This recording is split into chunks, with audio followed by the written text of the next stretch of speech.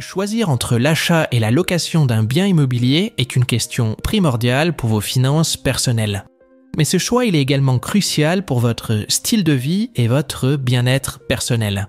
Pour prendre cette décision, il faut examiner attentivement les implications financières et non financières de ce choix et les interactions entre les deux.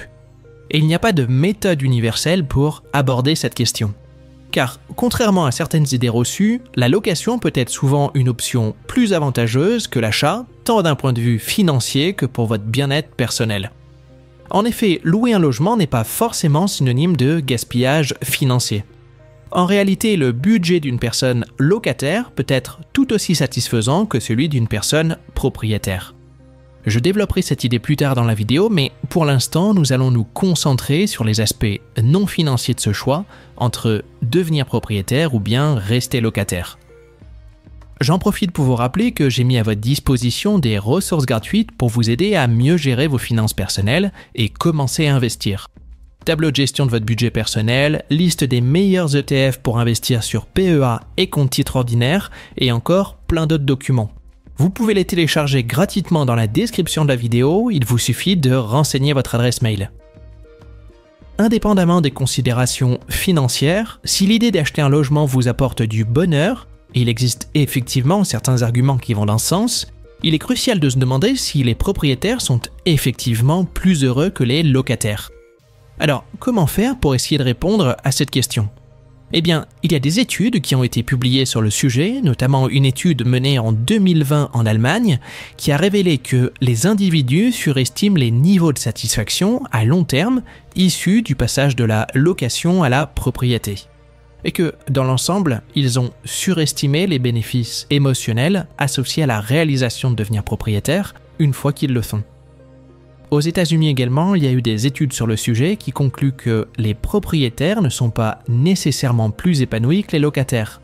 Et même, les propriétaires ressentent souvent plus de stress lié à leur logement du fait des contraintes liées à la propriété et le fait que les propriétaires consacrent généralement plus de temps à leur logement et moins de temps à leurs loisirs. Et enfin, une étude réalisée en Suisse a constaté qu'après prise en compte de plusieurs facteurs tels que la richesse, le revenu, l'emploi, la santé et la qualité du logement, les propriétaires ne sont pas nécessairement plus heureux que les locataires, voire peut-être moins heureux, encore une fois à cause du temps supplémentaire passé à travailler sur leur logement. Et ces études montrent également que le problème est lié à notre capacité d'adaptation. C'est-à-dire que les individus s'habituent à leur nouvelle situation, ce qui annule à terme tout impact durable sur leur bien-être quotidien. Car finalement, le bonheur dépend plus de la façon dont nous utilisons notre temps, plus que le fait d'être propriétaire ou non. Après avoir effectué un achat aussi important que celui d'acheter une maison, de nombreuses personnes font face au remords de l'acheteur. Selon l'étude américaine, les personnes tendent à être moins satisfaites de leur achat matériel que de leur achat lié à des expériences comme du divertissement ou des voyages par exemple. Et on attribue ça au fait que l'on peut avoir tendance à ruminer les choix que l'on n'a pas faits ou ceux auxquels on n'avait pas accès financièrement et que notre satisfaction peut être atténuée par la comparaison avec les achats effectués par d'autres personnes. Parce que l'immobilier est certes un achat de nécessité, mais c'est aussi un marqueur social qui permet de se comparer avec ses proches, ses amis, sa famille ou bien ses collègues de travail. Et en tant qu'être humain, nous avons une faculté très développée à nous comparer aux autres. Et cette tendance a un impact significatif sur notre bonheur. Une étude de 2019, réalisée en France cette fois-ci, révèle que les nouvelles constructions dans des quartiers résidentiels réduisent la satisfaction des propriétaires plus anciens de maisons plus modestes.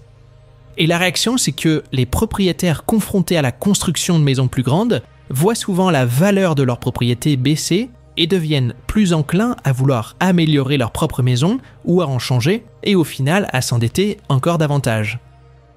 Autre point mentionné dans ces études, c'est l'impact négatif lié aux embouteillages. Même après des années de trajet, les personnes confrontées à des embouteillages réguliers pour se rendre à leur travail présentent souvent des niveaux plus élevés d'hormones de stress.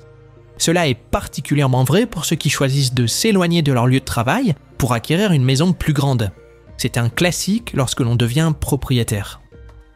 Alors que les individus peuvent s'habituer assez rapidement à avoir plus d'espace pour vivre, il est plus difficile de s'adapter à la contrainte des trajets quotidiens.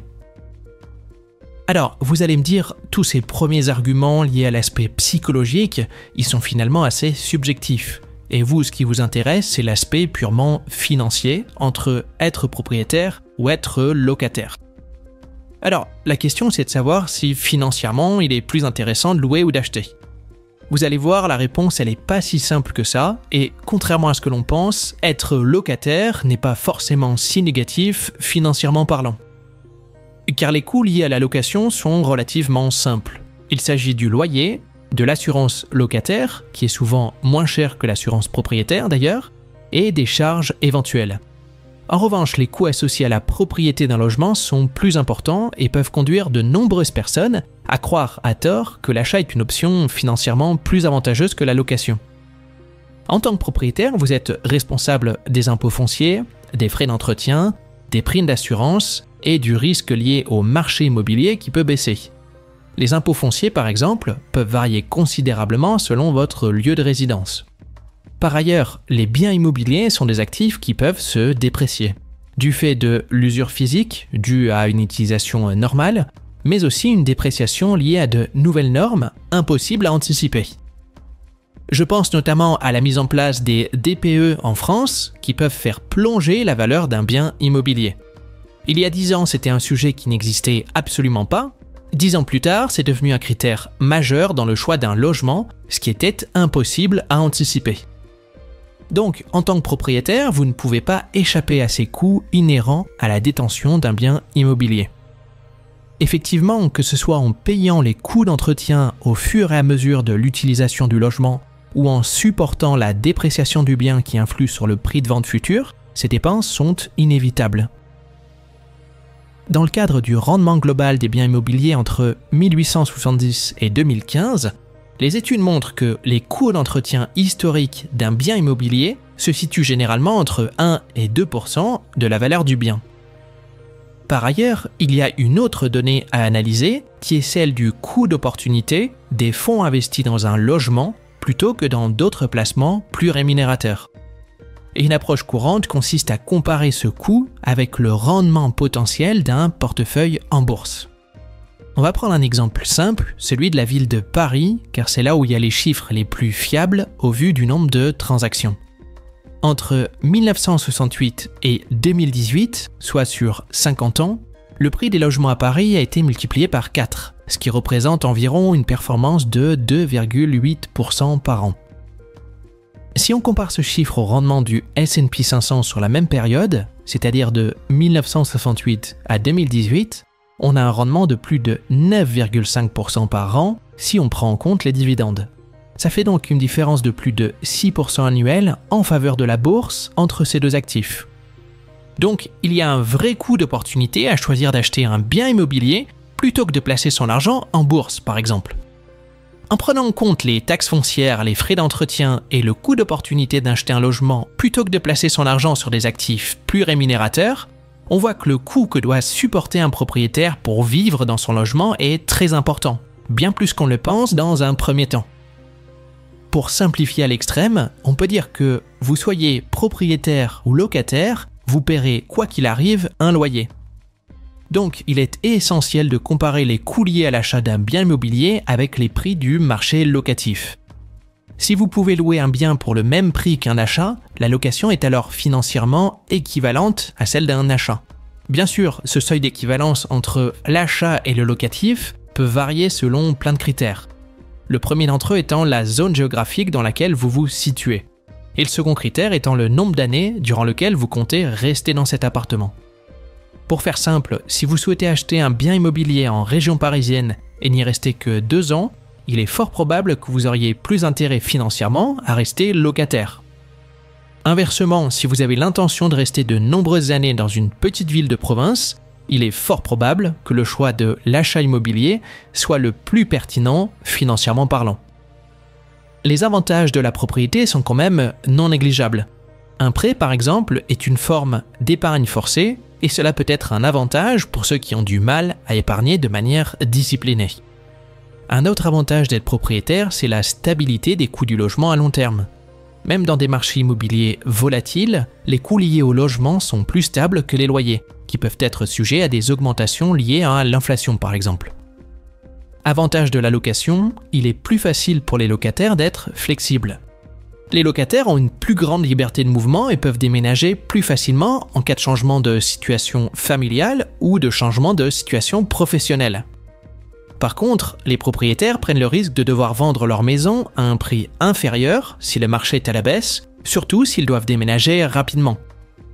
Donc, vous voyez que cette décision de devenir propriétaire ou non, elle doit être prise avec soin, en tenant compte de ces aspects économiques et personnels, plus que par le mimétisme qu'impose la société.